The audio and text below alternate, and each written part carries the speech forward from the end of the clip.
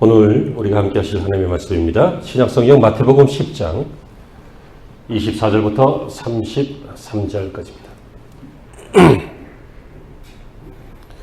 마태복음 10장 24절부터 33절입니다. 제가 먼저 읽고 여러분 읽으시면서 교독하시겠습니다. 제자가 그 선생보다 또는 종이 그 상전보다 높지 못하나니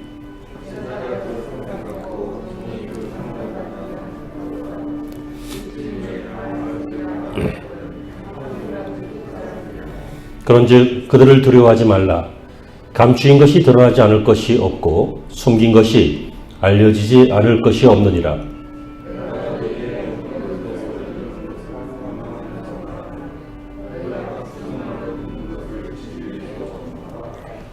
몸은 죽여도 영혼은 능히 죽이지 못하는 자들을 두려워하지 말고 오직 몸과 영혼을 능히 지옥에 멸하실 수 있는 이를 두려워하라.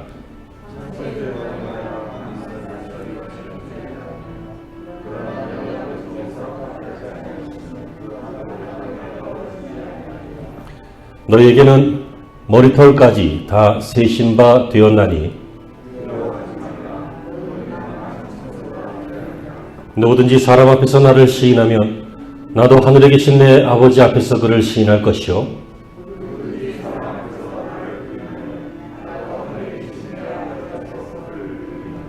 아멘. 할렐루야. 좋은 하루, 좋은 주일 되시기를 바랍니다. 위대한 개인이 있습니다. 위대한 단체가 있습니다. 이 위대한 사람은, 이 위대한 기관은 세상이 감당을 못했습니다. 히브리서 11장 36절에 그래서 이렇게 표현되어 있는데 한번 보시겠습니까? 어떤 이들은 희롱과 채찍질 뿐 아니라 결박과 옥에 갇히는 시험도 받았으며 돌로 치는 것과 톱으로 켜는 것과 시험과 칼에 주는 것을 당하고 양과 염소의 가죽을 입고 유리하며 궁핍과 환난과 학대를 받았으니 이런 사람은 세상이 감당치 못하도다. 이 사람들이 누굴까요? 예수님의 제자들입니다. 성도들입니다. 그럼 이들이 모여있는 이 기관은 어딜까요? 교회입니다. 오늘 주어진 본문에 보면 예수님께서 제자들을 파송하십니다. 근데 10장 자 앞부분부터 보면 그냥 파송하시는 것이 아니라 파송하실 때 능력을 주시고 권능을 주시고 그리고 어떻게 행하라 라고 하는 지침을 주시고 그리고 위로해 주시고 격려해 주시고 그리고 보냅니다. 예수님께서 우리를 뭔가 일을 시키실 때 우리에게 뭔가 기대하실 때 가만히 앉아서 기대하시는 게 아니라 할 수 있는 힘도 주시고 상황도 주시고 이해도 시켜주시고 격려도 해주시고 용기도 주시고 그런다는 얘기예요. 그러면서 저희들은 예루살렘과 유대와 사마리아를 정복하는 복음으로 정복하는 위대한 제자로 보내시는데 이 사명을 수행하는데 필요한 신앙의 용기를 주십니다. 그 용기가 무엇이냐면 오늘 우리가 읽으신 이 본문을 중심으로 보게 될 이 제목 두려워하지 말아라 그겁니다. 여러분 신앙생활 하다 보면 가끔 두려울 때 있습니다. 기도의 힘으로 부족 안 되는 것 같은데 혹은 하나님이 너무 멀리 계신 것 같은데 안 계신 것 같은데 아니면 나를 안 도우시는 것 같은데 아니면 이 일은 신앙으로 하는 게 아니라 그냥 내가 해야 되는 것 같은데 뭐 여러 가지 이유 때문에 살다 보면 안 되는 일 때문에 어려울 때가 있고 두려울 때 있습니다. 여러분 그때 이 음성이 들리기를 바랍니다. 얘야 두려워하지 말아라. 우리는 6월달에 전도와 제자에 대해서 보고 있습니다. 제자가 되어서 처음에 예수 믿을 때는 그냥 행복하고 좋았는데 조금 예수님을 믿다 보니까 알게 된 게 있잖아요. 하나님이 우리에게 기대하시는 게 있구나. 예수님이 우리에게 시키시는 것이 있구나. 그래서 우리가 처음 그냥 예수 믿고 행복하고 구원받고 행복하는 것은 콜링이라 그래요. 부르심이에요. 부르신 거예요. 주님의 품으로 죄사함으로 부르신 거예요. 천국으로 부르신 거예요. 콜링이에요. 근데 여기서만 머무는 게 아니라 몇 년 하다 보니까 은혜를 받다 보니까 우리가 좀 신앙이 그래도 조금이라도 성장하다 보니까 느껴지는 게 있어요. 뭡니까? 하나님이 뭘 기뻐하실까? 하나님이 내 인생에 기대하시는 것이 있구나. 내가 잘 못하지만 그래도 할 수만 있다면 이루어드리고 싶다. 그걸 뭐라 그래요? 사명이라 그러죠. 미션이요. 그래서 성도는 결국 부름을 받았으면 부름을 받은 다음부터는 미션, 사명으로 사는 거예요. 그래서 우리는 그것을 알게 돼요. 그런데 이 사명으로 살려고 하면 처음 예수 믿을 때는 두려운 게 없었는데 은혜만 받으면 됐는데 이제는 주의 일을 하려고 하다 보면 신앙으로 이 세상에서 살려고 하다 보면 부딪히는 일들이 많아요. 손해보는 일들도 생겨요. 때로는 욕먹는 일도 있어요. 그러니까 두려워져요. 그때 이 음성이 들리기를 바랍니다. 뭐요? 두려워하지 말아라. 사명으로 사는 자는 두려울 일이 있습니다. 어려운 일이 있습니다. 근데 두려워하면 안 됩니다. 우리 예수님께서 오늘 우리에게 첫 번째로 무엇을 두려워하지 말라라고 말씀하십니까? 첫 번째, 비난을 두려워하지 말라고 하십니다. 25절 이하에 저희 제자가 그 선생 같고 종이 그 상전 같으면 족하다. 집주인을 바알세불이라고 하는데 하물며 그 집 사람들이 있겠느냐. 무슨 말이에요? 예수님께서 바알세불이라고 유대인들에게 욕을 먹으셨어요. 바알세불은 귀신의 왕이에요. 마귀의 왕이란 뜻이에요. 그러니까 예수님께서 귀신을 쫓아내고 병을 고치고 그러니까 유대인들이 시샘을 한 거죠. 왜요? 자기들이 리더인데 자기들이 지금 종교 지도자인데 자기들이 존경을 받아야 되는데 갑자기 예수님에게 사람들이 막 집중이 되거든. 이건 싫은 거예요. 다 싫은 거예요. 기적이 일어나는 것도 싫은 거예요. 예수님은 하나님이십니다. 하나님의 아들이십니다. 예수님은 그 자체가 능력이십니다. 귀신을 쫓아낼 수 있어요. 병을 고칠 수 있다고요. 그런데 그게 싫은 거예요. 그러니까 뭐라고 합니까? 저게 귀신 들려서 귀신 쫓아낸다 그래요. 그 바알세불, 귀신의 왕, 큰 귀신 들려서 작은 귀신들을 쫓아낸다. 이렇게 얘기하는 거예요. 요즘 말로 말하면 뭐예요? 신내림 받은 무당이 다른 잡신들 쫓아내는 거 그런 거죠. 여러분 무당도 귀신 들린 사람 가끔 고칩니다. 지들끼리 짜고 치는 고스톱이지만 그런 일이 있습니다. 스님도 귀신 쫓아냅니다. 신부도 그런 일을 합니다. 물론 정통에서 약간 좀 어긋난 것이 있지만 그런 일이 있습니다. 그러니까 유대인들이 뭐라고 합니까? 예수님이 싫기 때문에 예수님이 하는 그 일을 귀신이 하는 짓이다 이렇게 모욕을 했습니다. 주님이 이 얘기를 왜 하세요? 얘들아 나한테 바알세불이라 그러더라. 근데 너희들한테는 뭐라고 하겠느냐? 그 얘기예요. 나를 이렇게 비난하더라. 그러니까 나 대신 내가 이제 부활하고 성천해서 없으니까 나중에 제자들이 복음을 전하는데 나 대신 복음을 전하는 제자들, 전도하는 제자들을 나도 비난했는데 너희들 비난 안 하겠느냐? 비난 무서운 것입니다. 여러분 사람을 죽이는 방법은 두 가지가 있습니다. 패 죽이는 것과 말로 죽이는 겁니다. 무력으로 죽이는 것과 비무력이지만 이 심령을 죽이는 게 있습니다. 말로도 죽입니다. 말로도 사람이 확 망가집니다. 말로 사람의 인생이 바뀝니다. 그렇죠? 말 때문에 상심해서 자살도 합니다. 말 때문에 포기하기도 하고 말 때문에 반대의 경우도 생기지만 나쁜 것도 생깁니다. 비난 굉장히 두려운 것입니다. 여러분 사람이요 한 몇 달만 계속 비난을 받으면 자존감이 완전히 바닥으로 떨어집니다. 그렇게 공부 잘하던 애도 공부 못합니다. 그렇게 일 잘하던 직장인도 일 잘 못합니다. 그렇게 설교 잘하던 목사도 설교 개판칩니다. 우리 말고요. 아무튼 이 비난이라고 하는 것이 사람이 얼마나 많이 마르게 하는지 메마르게 하는지 몰라요. 여러분 예수님은 비난 때문에 마르지 않으셨어요. 왜요? 예수님이시니까. 하지만 제자들은 비난받으면 걱정할 거예요. 두려울 거예요. 우리들도 비난받으면 예수 믿는 것 때문에 아니면 복음 전하는 일 때문에 아니면 사명, 미션, 사명 감당하는 일 때문에 다시 말하면 쉽게 얘기해서 신앙생활 하는 것 때문에 욕먹으면 우리 신앙이 좀 흔들릴 수 있다는 얘기예요. 그런데 예수님이 뭐라고 하십니까?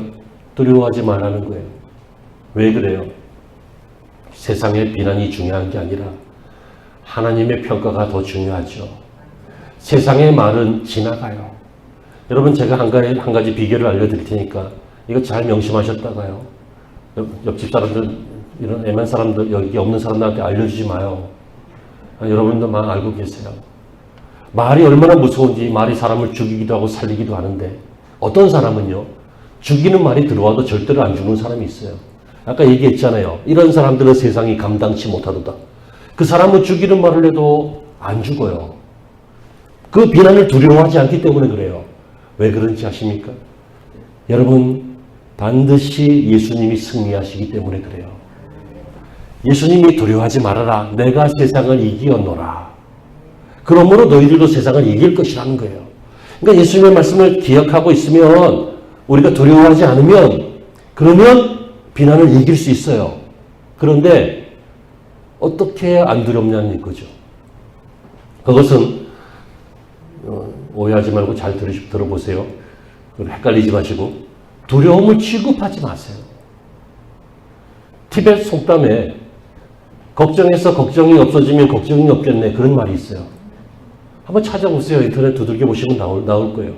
걱정해서 걱정이 없어진다면 세상에 걱정이 없겠죠. 하지만 걱정이 없나요? 걱정이 있어요. 두려움이 있다고요.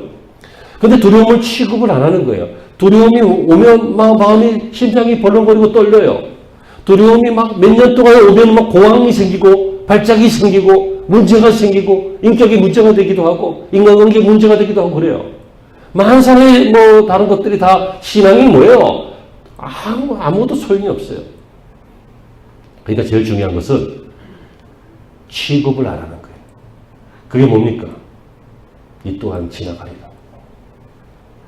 여러분, 두려운 것이 1년 내내 두렵나요? 한평생 두렵나요?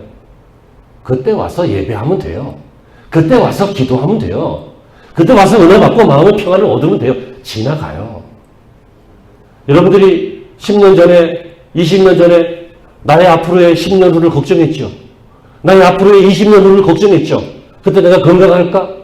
그때 내가 온전할까? 멀쩡할까? 집은 멀쩡할까? 다 걱정했는데 지금 와서 보니까 아무 일 없죠? 그럼 지난 10년 동안 괜히 걱정했지. 지난 20년 동안 괜히 생각한 거 아니에요, 그건. 그냥 살 걸. 그렇다고 여러분 오해하지 마세요. 아무 생각 없이 하고 살라는 얘기가 아니에요. 걱정이라는 것이, 두려움이라는 것이 얼마나 필요 없는 것이고 얼마나 쓸데없는 것인지 몰라요.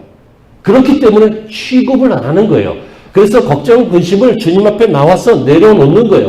하나님, 이런 문제가 있어요. 이거 문제예요. 그냥 걱정거리예요. 이거 근심이에요. 비난받고 있어요. 두려움이 생겼어요. 그러니까 하나님, 나 지금 문제가 있어요. 하지만 내가 이 문제 때문에 무너지지 않았으면 좋겠어요. 그러니까 하나님께서 알아서 하세요. 그게 뭐예요? 기도잖아요. 그게 예배잖아요. 내어놓는 거예요. 여러분, 비난을 두려워하지 마시기 바랍니다. 반드시 예수님이 승리하십니다. 오늘 본문 10장 26절 이하에 이렇게 되어 있죠. 감추인 것이 드러나지 않을 것이 없다. 숨은 것이 알려지지 않을 것이 없다. 어두운 데서 이룬 것을 광명한 데서 말하게 된다. 귓속으로 듣는 것을 집 위에서 전파하게 된다. 정리하면 무슨 얘기예요? 다 드러난다는 얘기예요. 이 땅에서는 다 드러나지 않아요. 이 땅에서는 은폐하는 사람들이 있어요. 막 언론이 은폐하고 검찰이 은폐하고 정치인이 우리나라 말고 이런 일들이 있을 수 있어요. 하지만 여러분, 하나님 앞에서는 은폐가 없어요. 다 드러나요. 하나님이 드러내기를 원하시면 언제든지 드러내세요. 약한 자를 들어 올리셔서 강한 자를 부끄럽게 하세요. 이 세상에 어리석어 보이는 사람을 드러내서 강하고 높은 사람들을 부끄럽게 하실 수 있는 분이 하나님이세요. 어떤 사람을 그렇게 드러내고 쓰실까요? 비난을 두려워하지 않는 사람. 세상의 평가를 두려워하지 않는 사람. 오직 하나님의 평가만, 하나님이 비난하지 않으실까 이것만 염려하는 사람. 그 사람을 하나님은 기뻐하시는 줄로 믿습니다. 그러니까 제자의 모습의 첫 번째는 두려워하지 않는 것인데 무엇을요? 비난을. 두 번째, 오늘 성경은 28절에 몸은 죽여도 영혼은 죽이지 못하는 자들을 두려워하지 말라 이렇게 되어 있죠. 박해자를 두려워하지 말라는 거예요. 제가 좀 전에 5분 전에 말씀을 드렸습니다. 사람을 죽이는 방법이 말로 죽이는 게 있고 때려 죽이는 게 있다 그랬어요. 근데 여러분, 이 때려 죽인다라고 하는 말이 좀 경박스러울 수 있겠지만 지금은 그런 일이 없지만 법 체제가 없을 때는 많은 사람들이 맞아 죽었어요. 전쟁이 나도 맞아 죽어요. 혹은 우리가 일제 시야에 있을 때 그때도 많은 조선인들이 일본 사람한테 맞아 죽었어요. 그리고 옛날에 무지한 상태에서는 아이들이 어른들한테 맞아 죽었어요. 여자들이 남자들한테 맞아 죽었어요. 박해가 있다는 거예요. 분노의 상태죠. 폭력의 상태예요. 이런 일들은 평상시에도 있어요. 작지만. 하지만 아주 세월이 약한 가문, 아니면 세월이 약한 때, 전쟁 때 이럴 때에는 많이 있어요.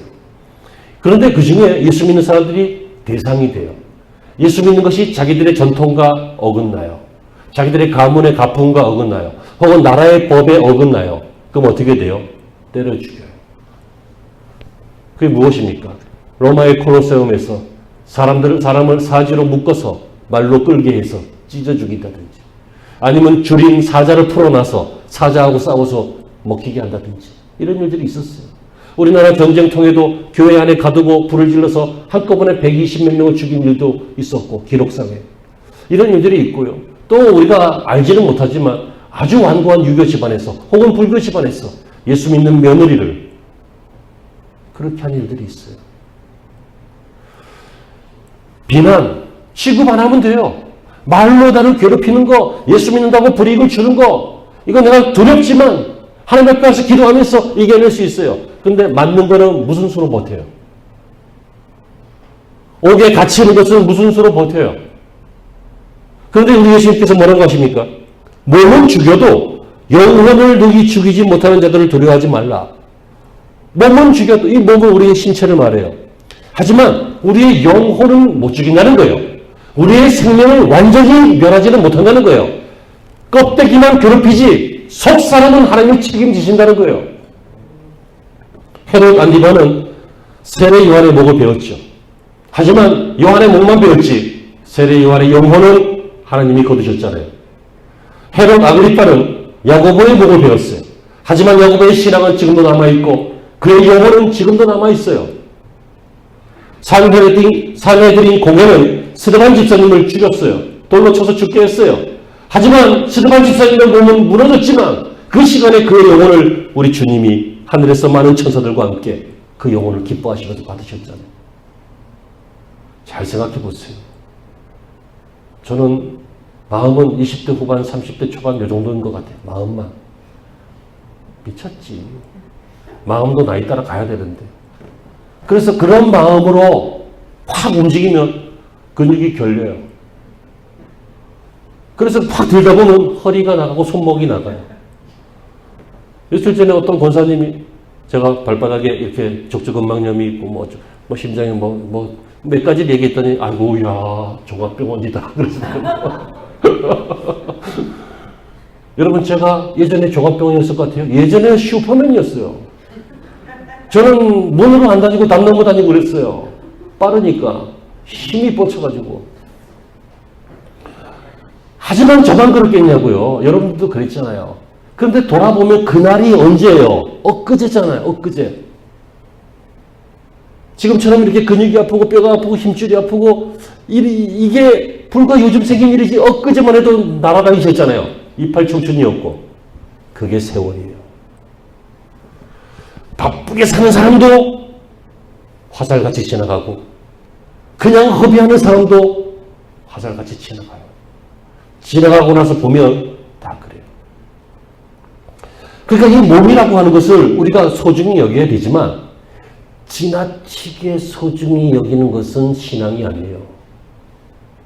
막 혼자 막 보약단지를 끼고 퍼먹으면서 막 숨겨서 아름답지 않아요. 그냥 막 운동을 한다고 막 땀을 뻘뻘 매일 그냥 큐티는 10분도 안 하면서 운동을 1시간씩 이렇게 하는 볼 데가 없어서 아주 민망해라. 나 운동해야죠. 하라는 거야. 하지 말라는 거야. 보약 드세요. 안 드시지 말라는 거 아니에요. 근데 너무 몸을 챙기는 거 그 신앙이라고 하기 어려워요. 이해가 되시죠? 무슨 얘기인지. 영혼을 챙기라고요. 몸은 우리가 그렇게 챙겨도 썩잖아.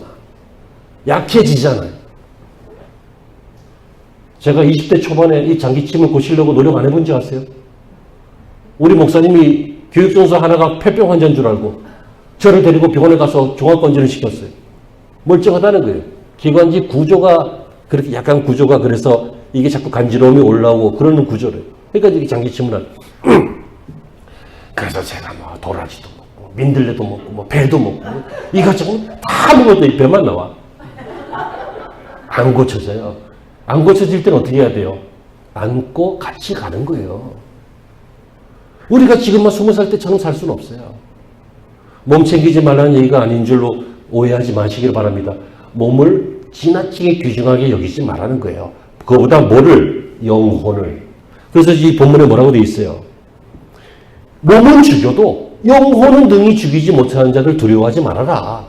몸과 영혼을 다 멸하시는 하나님을 두려워해라. 이 말은 무슨 얘기예요? 몸 때문에 영혼을 포기하지 말라는 거예요. 아니지? 맞죠? 그죠? 말이 갑자기 헷갈린다. 몸 때문에 영혼을 포기하는 사람들이 있어요. 바울과 실라를 보세요. 감옥에 갇혔어요. 몸이 부자연스럽죠. 박해받는 거예요, 지금. 그런데 그곳에서 찬양했어요. 예배했어요. 기도했어요. 하나님이 임재하셨어요. 그의 영혼이 자유를 얻었어요. 로마 가톨릭 교회가 수많은 종교개혁자들을 죽였어요. 그러나 그들을 죽일 수 있었지만 개혁교회들은 지금까지 남아서 복음을 전하고 있어요. 우리가 살면서 박해받을 수 있어요. 때로는 갇힐 수 있어요. 손해볼 수 있어요. 그러나 그때 그거 회복하려고 막 너무 안달을 부리지 말고 영혼을 잘 관리하시기 바랍니다. 박해자 두려워하지 마세요. 하나님만 두려워하세요. 하나님이 여러분들을 지키실 줄로 믿습니다. 마지막은 뭡니까? 30절 이하에 보면 너희에게는 머리털까지 다 세신바 되었으니 두려워하지 말라. 너희는 많은 참새보다 귀하다.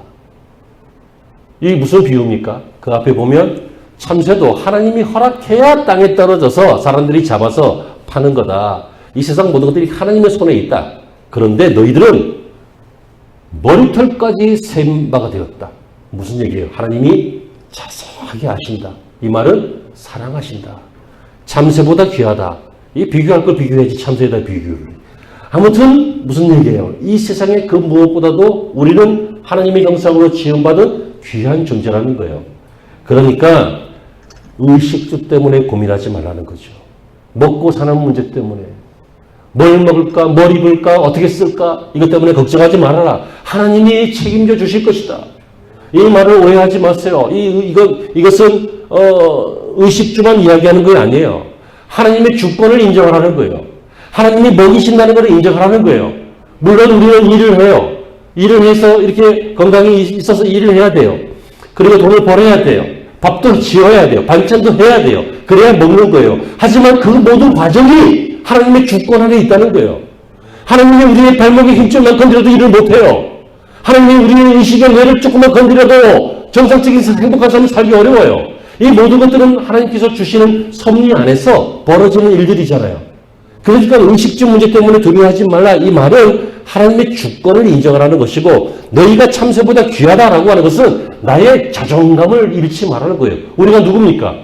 하나님의 자녀예요. 아까 보신 영상처럼 자기를 쓰레기라고 생각하면 안 돼요. 자기를 볼품없다고 생각하면 안 돼요. 나는 그냥 그런 평범한 사람이다. 이렇게 생각하면 안 되고 하나님의 형상으로 지음받아 예수 그리스도의 피로 사신 성령께서 거하시는 하나님의 사람이다. 라고 하는 것을 기억해야 되죠. 이걸 기억하게 되면 어떤 일이 생겨요? 내가 인생을 살아가는 과정에서 먹고 살기 위해서 일을 하고 돈을 벌고 하는 거지 돈을 벌고 일을 하기 위해서 사는 게 아니구나 라고 하는 전환이 생겨요. 그럼 이 사람은 일을 위해서 사는 게 아니라 살아가면서 일을 하는 사람이 돼요. 이 두 사람이 얼마나 큰 차이가 나는지 아십니까? 우선순위의 문제예요. 이 우선순위가 정해지면 일 때문에 하나님을 포기하지 않고 하나님 때문에 일을 포기할 수 있게 돼요. 그까지 일은 언제든지 할 수 있어요. 얼마든지 하나님이 사람 붙여주시면 더 좋은 일 할 수 있어요. 학교 다닐 때는 나보다 공부 못했는데 학교 다닐 때는 뭐 기회가 없었는데 나중에 사회에서 잘된 경우 많이 보잖아요. 그걸 세상 사람들은 운이라 그래요. 운 때가 맞아서 좋은 사람 만나고 좋은 환경 만났다. 하지만 우리는 알잖아요. 하나님의 도우심이라는 걸. 그러므로 사랑하는 성도 여러분, 먹고 사는 문제에 초월해서 아무것도 하지 말자 이런 뜻 아니죠. 하루하루 열심히 사세요. 하루하루를 쌓으세요. 하지만 하루하루를 쌓으면서도 늘 하나님의 도우심을 인정하시고 기대하세요. 이런 사람들은요, 나이 70, 80 돼서도 엄청난 일을 할 수 있어요. 어떤 사람이 망했어요. 망해서 이제 할 게 아무것도 없다. 나이도 60이 넘었기 때문에 아무것도 할 게 없다. 하고 너무너무 좌절했을 때 버뜩 하나님이 주신 그 은혜의 감정이 뭐냐면 네가 잘하는 걸 해봐라는 거예요. 60이 넘었는데 우리 60 넘어서 망하면 별로 할 게 없잖아요. 잘하는 걸 해보라는 거예요. 근데 이분이 평상시에 뭘 잘했냐면 닭튀김을 잘했어요. 그래서 닭을 튀겨서 팔기 시작했어요. 근데 다른 집들에서 먹어본 그런 닭들보다 독특하게 맛있는 거예요. 그래서 이게 크게 히트를 치고 부흥돼서 쫙 퍼졌어요. 그게 켄터키 프라이드 치킨이에요. KFC. 그 할아버지 아시죠? 흰 옷 입고 수염기로 그 아저씨. 샘 앤더슨인가 무슨 앤더슨인가 아마 그럴 거예요. 틀릴 수도 있어요. 아무튼 하나님이 도우시려고만 하면 70, 80 상관없이 모세도 80부터 쓰임 받았다니까. 그러니까 여러분 최선을 다해서 성실하게 사십시오. 때로는 너무 지치거든 좀 쉬십시오. 일에 너무 매이지 마십시오. 일 때문에 두려워하지 말라는 거예요. 어떻게 먹고 살까 두려워하지 말고 하나님을 인정하는 법들을 자꾸만 훈련해 나가시면 사는 것보다 더 위대한 인생을 만들어 가시게 될 줄로 믿습니다. 사랑하는 성도 여러분, 오늘 설교는 여기까지입니다. 예화를 하나 말씀을 드리려고 하는데 중국에 챙이라고 하는 그 지하교회 목사님이 계셨습니다. 중국에 삼자교회 뭐 이런 게 있지만 그것은 유엔에서 하도 중국 정부를 인권 문제로 욕하니까 인사치레로 그냥 만들어낸 교회예요. 정부에서 관리하는 교회. 정부 시책을 얘기해야 되고.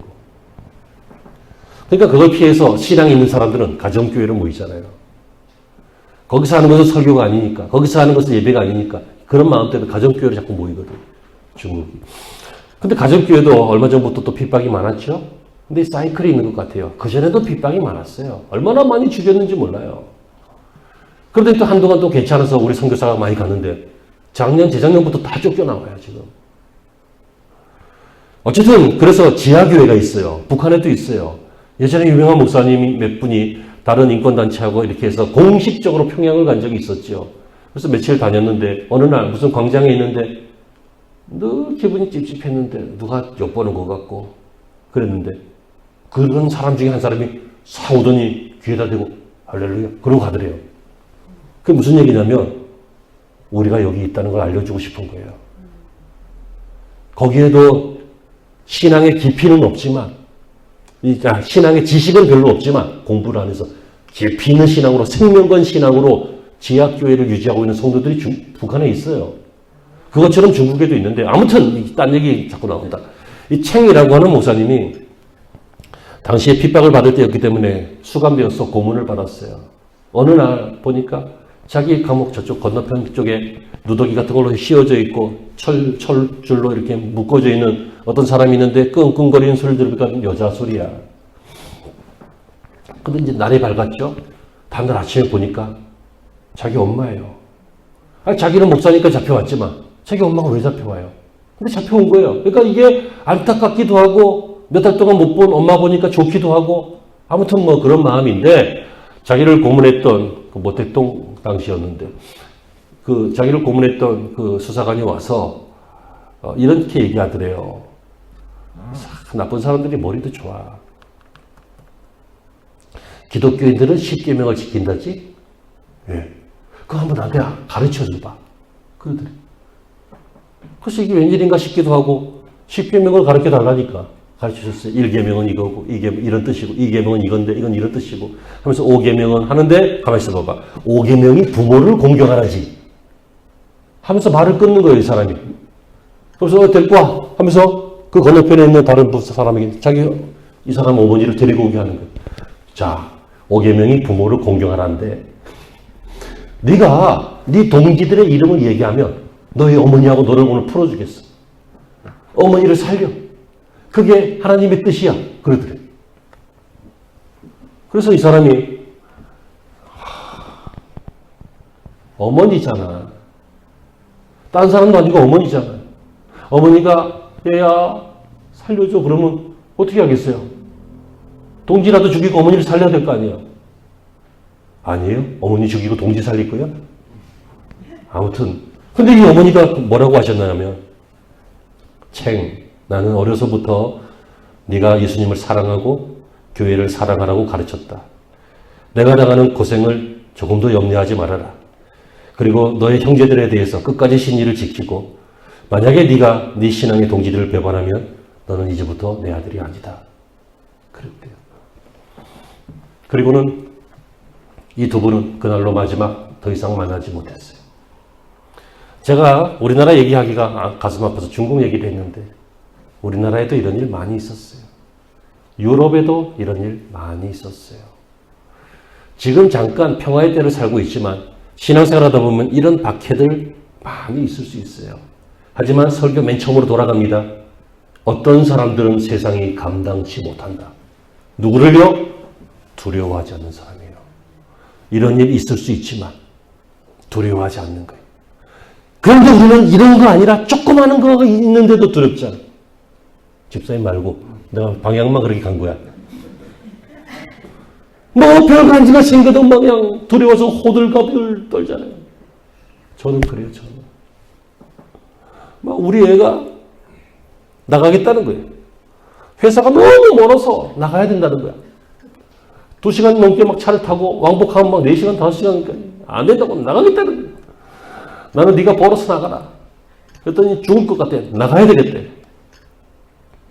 지난주에 나갔어요. 나는 마음이 두려워요. 그 어린 것이 거기서 혼자서 그러고 집에 가봤더니 또 골목이더구만. 뭐 여러 가지로 두려워요. 하지만 두려워하지 않기로 했어요. 이 설교를 준비하면서. 왜냐하면 저는 못 지켜요. 지가 뭔 짓을 하면 어떻게 지켜요? 여러분 세상에서 제일 쓸데없는 짓이 애들 보고 일찍 들어오라는 거잖아요. 일찍 들어온 애가 얌전한 애가 아니에요. 낮에도 할 거 다 해요. 일찍 들어온 것은 페이크일 수가 있어요. 저는 다 못 지켜요. 하나님이 지켜줄 줄로 믿습니다. 그러면서 설교 준비하고 또 하나 생각하는 것은 우리 성도들 하나님이 지켜주실 줄로 믿습니다. 그러니까 두려워하지 말고 당당하게 멋지게 그렇게 신앙생활을 해나가시면서 승리하는 경험을 많이 하시기 바라고 이 승리하는 경험이 여러분의 멸류관이 되시기를 축원합니다. 기도하시죠.